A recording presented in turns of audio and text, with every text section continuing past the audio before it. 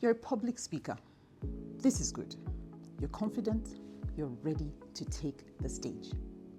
But always remember that with every speech, you have to have different parts. First, we have the introduction. So let's talk a bit about your introduction. Imagine that you met me on the road. You had never known me before. And then I walk up to you and I say, hi, I really need you to help me with blah, blah, blah. That's how you're going to hear me, right? Blah, blah, blah. Because what? I don't know you. What is this? That's the same way your audience receives your message. You have something you want to say, but first you have to introduce it, right? So in your introduction, you can decide to use a question, and what that does is it wakes up your audience and makes them see that there is something that connects you with them. Either they are waiting for the answer to that question or they're trying to figure it out themselves. Either way, you've got their attention.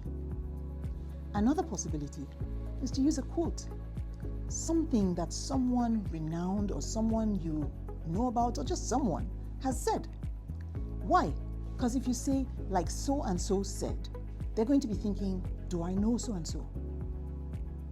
That quote sounds familiar. It reminds me of such and such a quote. Whatever their thoughts are usually around what you're about to say.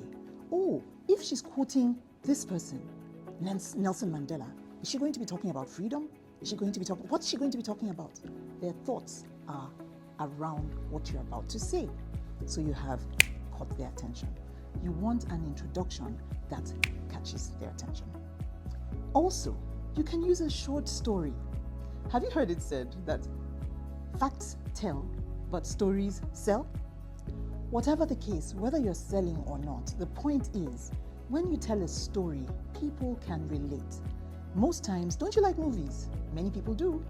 And it's because they can find a character in the movie that they can identify with, or they identify with the pain, or they identify with the experience. They are looking for connection, and nothing like a good story to get connection. These three methods are fantastic for introducing whatever your topic is. Of course, depending on the type of audience, you may pick one over the other. If you're talking to a corporate organization, you may prefer to use a quote. Much better to use a quote they can relate to. If you quote someone that used to be their leader, for example, you get connection because they think, wow, this person knows about us. This person knows our history. Can you see? If you're talking to little children, ooh, stories are fantastic. Then what happened? Then what happened? That's what happens with children. And so you get their attention. So you need to decide which of these introductions would be best for the particular audience or the particular message that you want to deliver. Great. So now we're done with our introduction. Next, we go into the body of your message, right? The body. Because the body is the main stuff. It's the meat of the matter. It's actually what you want to deliver. In fact, you would feel like, why bother with an introduction? This is what I want to say.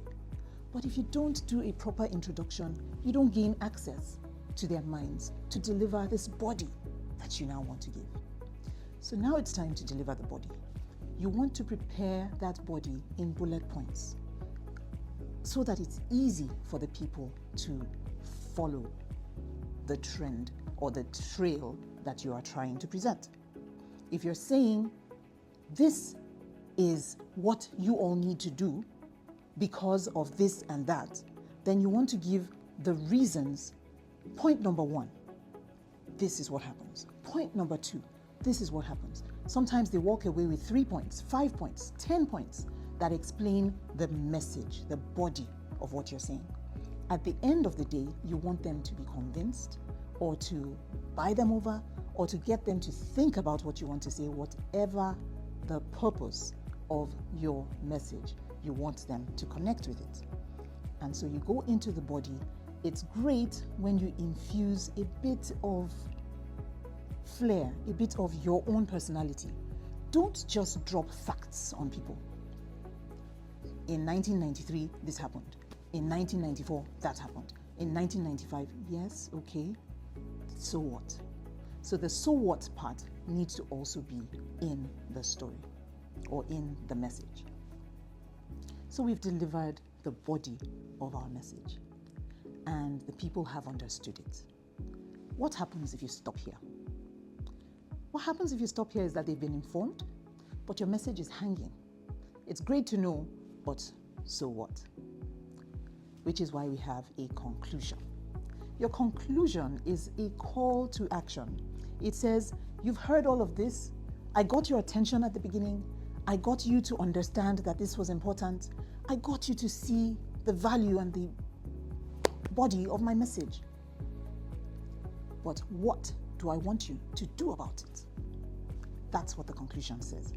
The conclusion, you can decide to do a number of things. You can choose to recap the high points of that body that you delivered, but also you want to tell them what you want them to do with it. Are you talking to people who you want to start to do a course, or who you want to make an intervention, to make a change in this organization, to do something about a particular problem? You need to say, because of all of this that I've presented in the body, here's what you need to do. And you need, in your call to action, to make it simple to understand, so that it is saying to them, here are your next steps. Here's what you need to do about what you've just heard. And then when you do all that, guess what? You have successfully concluded the speech and you have delivered your message in a way that makes impact and makes a difference. I hope you got value from all these tips, and I look forward to seeing you on the next video. But first, don't forget to like this one, share it with your friends and family, hit the notification bell so you always get informed when something new comes on this channel, and don't forget to subscribe.